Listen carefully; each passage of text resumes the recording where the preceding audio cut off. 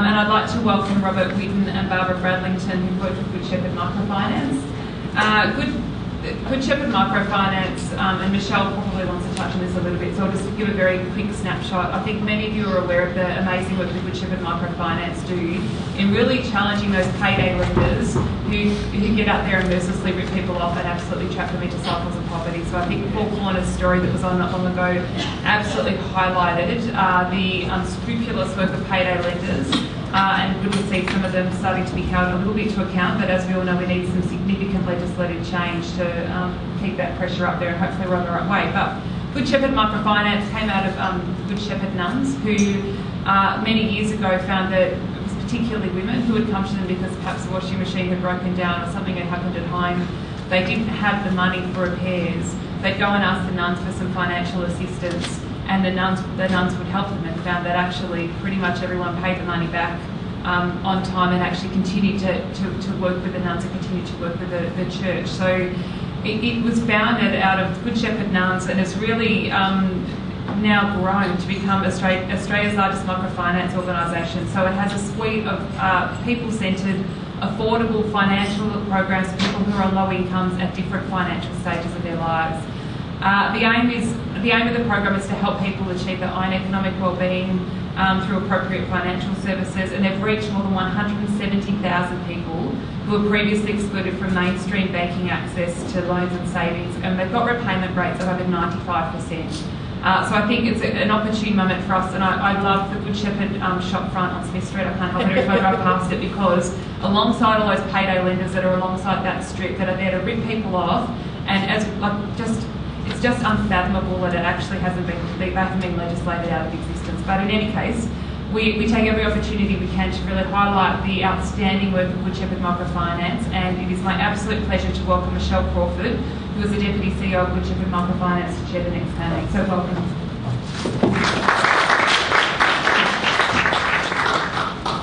Thanks so much, Emma, and congratulations to VCOSS for hosting an opportunity for us to talk and listen, and hopefully be continually challenged and inspired. I would also like to acknowledge the traditional custodians of the land that we meet on, and to pay respects to anyone in the room who is part of local culture, but also Indigenous elders past, present and future. A little bit about myself. I've been with Good Shepherd for 8 years. My friends and family still find it hilarious that the word finance is in any of my anything to do with my work. I have worked within community organisations for 25 years, but certainly am not a finance person, but know that in creating opportunities for people, there are amazing results, and I know that Robert and Barbara are going to share with you the impact of having access to safe, fair and affordable finance on them. We're going to go a little different than instructed. I hope you don't mind. We're not going to have a panel with questions. I'm just going to talk for a couple of minutes and then hand over to both Robert and Barbara to talk and tell you a bit about their experience of accessing finance. But just very briefly, exclusion exists in a number of forms. Digital, geographic, social, access to the labour market, which we've heard a lot about this morning, but also financial. And it was that issue of financial exclusion that motivated Good Shepherd 34 years ago to develop the no interest loan scheme. We are now an organisation that is non-religious, non-political, and we work in partnership. So I appreciate the acknowledgement of Good Shepherd Microfinance, but it would be remiss not to say that we work with 270 community organisations around Australia, through whom there are 650 outlets or access to the no interest loan scheme, that program that's been in place for 34 years. We write annually 25,000 loans through that partnership. The loans are usually up to $1,200. 72% of people that access the loans are women. 93% are in some form of rental arrangement for their housing. 23% identify as Indigenous Australians, and 97% of people repay their loans.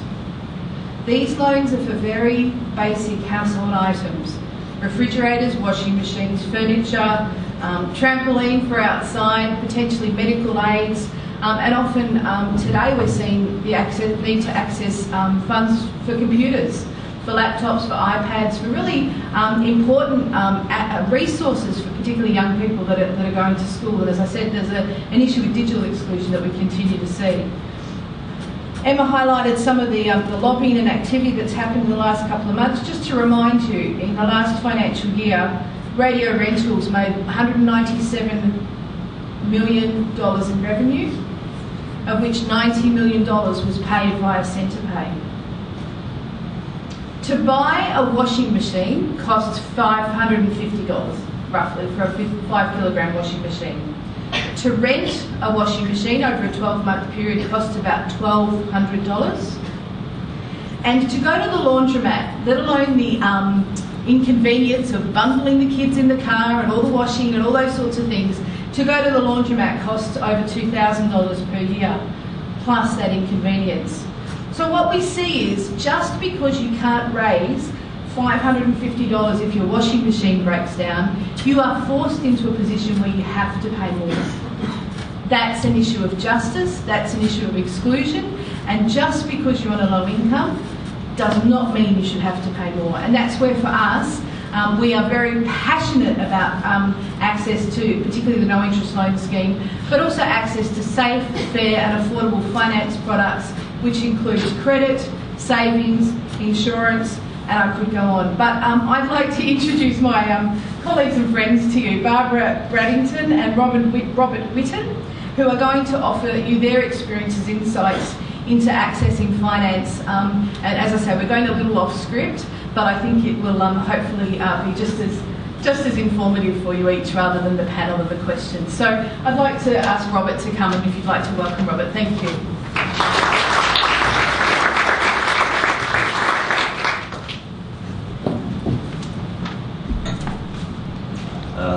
Well, my name's Robert Whitton, and first up I'd like to thank VCOSS and MECU for allowing me to speak today. I feel rather humbled listening to Linda and the previous panel in particular speaking. My story is, I guess the best way is to give my story is that, I came out of a broken home, 15, took off from home, was brought back by the police, took off again, never came back, never went back. I worked all sorts of jobs, from potato picking. When I took off, I was in my school uniform and carrying an Essendon Tech bag at the time, and I was gone for 6 months with that bag and picked potatoes up at King Lake and had a half a day off a fortnight. Not that you could go anywhere because there was nowhere to go. And so eventually I wanted my way back into the city, worked all sorts of jobs, and at still 15 and a half, trying to find somewhere to live, trying to do all that sort of thing, no money. But things were a bit different in my day. I think we were a lot luckier in that there was work. I could go and get a job doing whatever, and whatever was just about what I'd done. I'd done all sorts of jobs, you name it, I've done it. Then I got into hospitality. I had 45 years in hospitality, went on to manage a hotel, a couple of hotels. Worked for one of the major AFL football clubs for a number of years. Then got in, worked for a private golf club, also in hospitality. Last 7 or so years, went on to manage a warehouse for import product from China.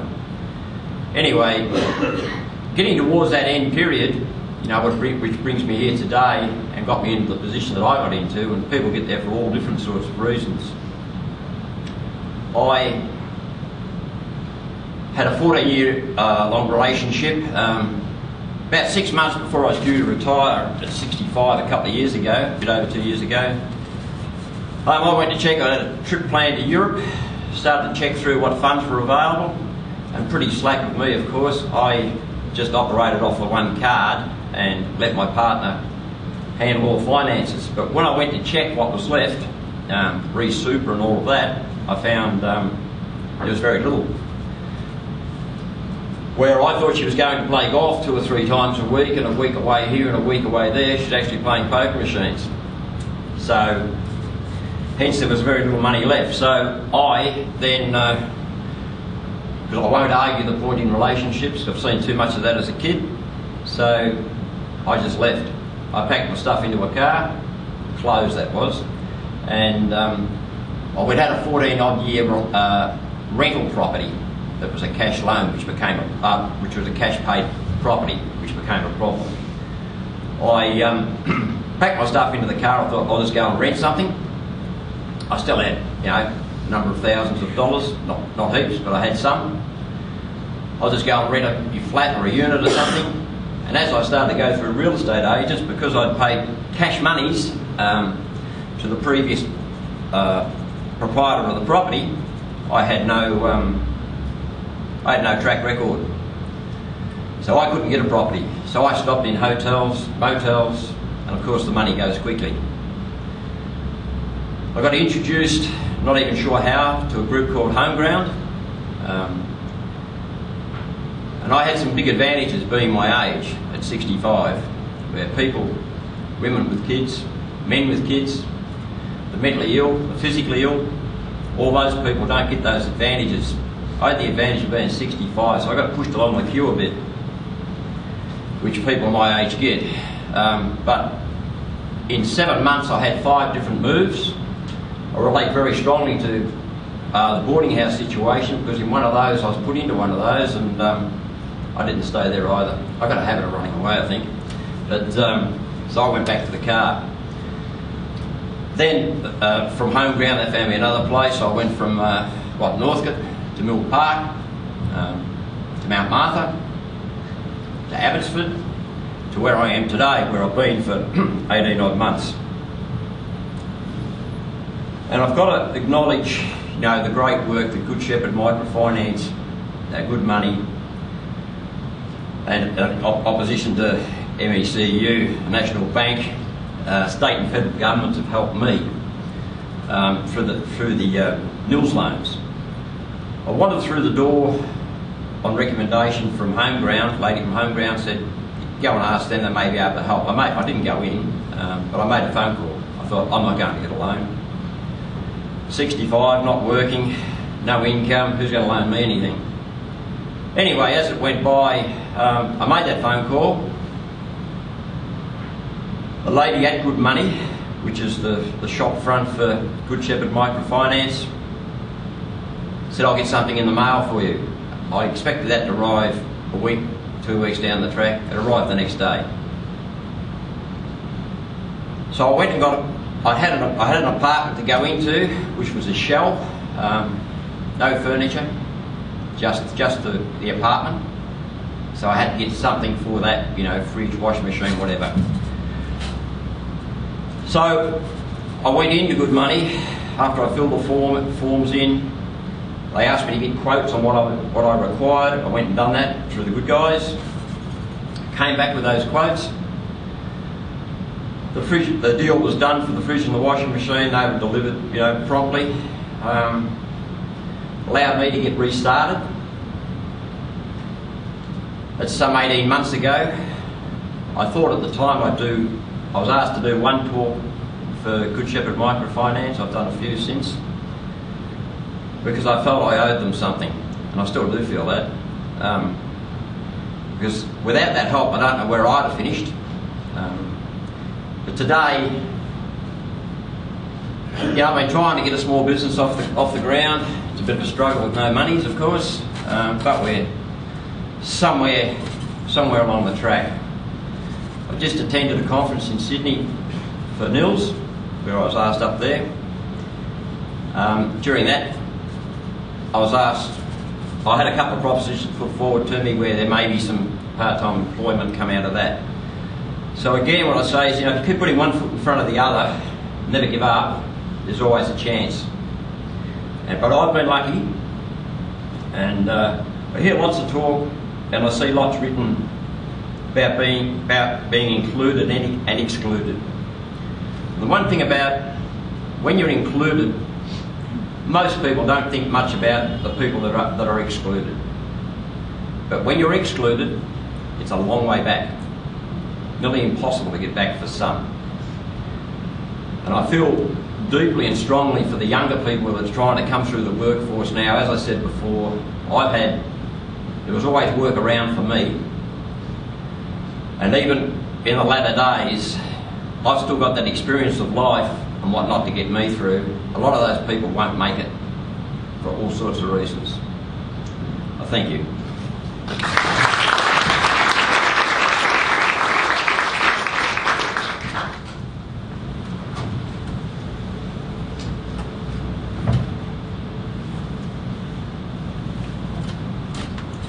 Hi everybody. I have actually put together, based on some of the questions that we've got here, just some basic things to speak about here. My name's Barbara. I am a single parent. I am raising my 2 boys. I have a grown-up daughter. I do work casually, but my biggest job, my primary job in this world is raising my children to be good, productive members of our society. It is very hard when you don't have a lot of support. You're a single person. Being a parent is a full-time job, and it's a very important job. It's the most important job I'm going to do in my whole life. So my life revolves around maintaining a balance between being a good parent and providing and maintaining an income and providing for my children. It's not always easy. So yes, I'm a low-income earner. I'm not ashamed of that, and I shouldn't be made to feel ashamed of that. I do work very hard. I'm certainly not a lazy person. I keep very busy. I have volunteered for many years at our local community centre. I am currently studying a Certificate 3 in education support. Hopefully that will lead to some regular work for me. The work that I do at the moment, I have been developing my own photography business. But again, with limited income, there's not a lot of room for expanding. A lot of my work's word of mouth. I get one job and I'm always looking for the next one, just to make ends meet. My rego's due in 2 weeks' time. Every little bit of work counts, and it doesn't take much to set you right back, realistically. So, look, some of the questions that were posed here were, how can organisations like Good Shepherd Microfinance help people in my position? And realistically, they need more funding. They really I know they're working very hard to provide services like affordable insurance for your home and car, which are very important. If I got in a car accident, I would be screwed, basically. I can't actually afford that insurance at the moment, and I think that's something that they're working towards. They're also working towards, in their partnership with NAB, in micro enterprise loans for people that have a great business idea and a great business plan, but don't really have anything to start with. I mean, you need to have money to make money. So I think they're really wonderful things. They really do need more exposure, and I've been quite disappointed on some occasions when I've been asked to speak to the media about Good Shepherd Microfinance, and what I want to do is let people know about the wonderful things they do and how much of a difference it does make to a low-income earner. What happens with the media is they tend to focus more on the payday lenders and the loan sharks and make us look like we're downtrodden. Now, unfortunately, I haven't been taken advantage by the payday lenders and the loan sharks because I've had access to the kinds of services that Good Shepherd Microfinance and NAB provide. So yeah, I feel sometimes when we have spoken to media that message really gets lost, and that's it's a real shame. So. No, that's fine. One of the questions I thought was quite odd, and that was if you had enough money to do anything, what would it be? To me, that's like wishing on a star, basically. And when I wish on a star, I wish for the small things. You know, I wouldn't even think that way. And if I did have a lot of money, I think I have a culture in myself that I would still be very careful about how it was used. I certainly would never be flippant about that because I know how much it means. And at the end of the day, enough is good. You know, as long as we have enough and I have a roof over my head and I'm driving my car and I'm able to provide for my children, I'm quite happy with that. The other question was, what's the difference that Nils Microfinance and Good Shepherd Microfinance made to me? Well, many years ago I needed a fridge, and I went through the second-hand fridge thing, and within 3 months of buying the fridge, it broke down. The warranty was out, so I had to get another one, and then I found out about the Nils loan, so that was fantastic. I got a fridge. Sometime later, after I'd paid that fridge off, I needed a washing machine. And it's a lot about what Michelle was talking about then, the inconvenience or the buying the faulty second-hand machines. There are so many sites out there, and I've seen it. I see it every day. A couple of people were exposed. You know, you've got these buy, swap, sell sites, and you have people picking up washing machines from hard rubbish and flogging them off, and then people find they don't work, and they don't get their money back. So yeah, it is such a shame that people get ripped off like that. Yes, there are rent to buy, and there's a friend of mine in a similar situation needed a fridge and went through a company called Elaine's Easy Goods, who actually went through the contract with her, and she was meant to be endorsed by the Ombudsman, and when we contacted the Ombudsman, he didn't know anything about her. He didn't know who she was. It said no interest, no this, no that, but she was paying $2,000 at the end of the day for a $800 fridge. Her repayments were absolutely ridiculous. I'm pretty sure they were $40 or $50 a week, which is, you know, quite a significant. It's not putting any food in the fridge, is it? You know, that's taking money away from that. So yeah, it is a real shame that these people are out there and they get away with it. My friend actually cancelled that contract and threatened to go to Consumer Affairs. So this lady very quickly came and took the fridge away, and I've since put her on to Nils loan for washing machine and a fridge. I actually found myself in a position about 2 years ago where my car broke down. It had broken down so many times in the last 18 months that I had it, and I was putting so much money into fixing it all the time just to stay on the road. The work that I do, when I do work, takes me all over the place. So I'm working in Box Hill on Friday. I wouldn't be able to take that job if I didn't have a reliable car. When that happened, I did look into some options. There was no way a bank was going to give me a loan. It's really unfortunate. I receive a family tax benefit, but that isn't actually considered income. It doesn't qualify as income when you're applying for loans through banks and places like that. So I contacted Motor Finance Wizard, who called me back and called me back. I made a decision very quickly. There was no way I was going there. I think I was going to be paying $70 a week or more for a vehicle that they chose for me, which would probably not last 5 years, and I would have ended up paying $12,000 for a $3,000 car. And you know, when people are desperate, these are the sorts of traps that they get into, and it just sets them so far back. So I did a bit of online research and found that Good Money, also in partnership with NAB, provide loans, not just the $1,200 loans up to $1,200 for white goods or computers or, you know, some of those other essential items. These loans are up to $3,000. So I applied for that loan, and that's well over, it's nearly 3/4 paid off now. It hasn't broken me financially. The repayments are affordable. The interest rate is just beyond belief. I think I'm paying less than $200 interest on that loan over 3 years. And my repayments are approximately $40 a fortnight.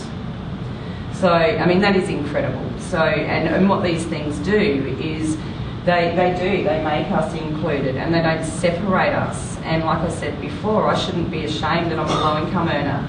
And I shouldn't be penalised for that by having to pay 3 times more for something. It is very much, and I've said this before, levelling the playing field for people on low incomes, so that we're not so different, and we're not pointed out, and we're not set apart.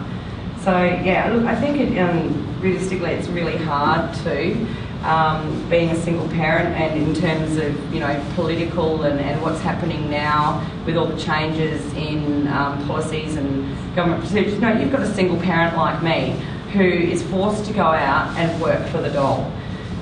We get $10 extra a week, $20 extra a fortnight, and that does not make us feel valued. It doesn't. How can you feel valued and appreciated when you're told to go out and work 15 hours a week for nothing, for $10, while you're raising your family and you're studying and you're trying to do all these other things? I think it's ludicrous. And I see posts on various forums. There was one lady talking about the fact that she's working, and after deductions are taken out, someone who's working very hard, much like Linda, doing several jobs just trying to make ends meet. She ends up with $3, working for $3 an hour after she's paid childcare. And then people point the finger and say, it is just not fair. So really, I think that the government really needs to look at valuing people and helping them get forward. Another thing that Good Shepherd Microfinance and NAB does, which is really, really, really important, at the end of paying off my washing machine, I was invited to enter into what was called an Adds Up savings plan. So what that does is it creates a culture of saving. So, for instance, you've been paying off your fridge or your washing machine or your $1,200 loan at $20 a fortnight. The idea is that when you get to the end of that loan, you then start putting that $20 a fortnight into a savings account. And over a period of 6 to 12 months, once you reach $500, NAB will match that. And it's very much a step up. What I did with that money was upgrade my computer so that I could do more work, especially with my photographic work. I needed better equipment. So I reinvested that money in my ability to continue to generate an income. Without all those things, I'd hate to think where I'd be.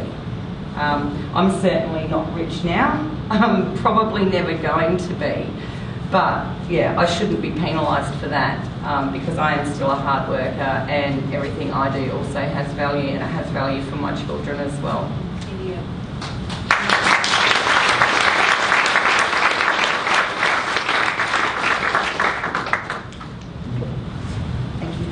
I don't think there's anything more needs to be said. We're standing in between you and morning tea, but I know Barbara and Robert are very happy to take questions too at any point. So thank you. I think I'm sorry, any questions? Just 2 seconds. We do have a gift to thank you all very much for spending your time with us this morning. And if I can just say a very big thank you again for your generosity and time in sharing your stories, but I think it comes down, as you said, in terms of the value that people have. And when you describe, for example, both of your experiences, but I think just reflecting on yours from Barbara, so you're a mum, so you work casually, so you're studying, hardly lazy, and now you're off to work for the dole. Go figure.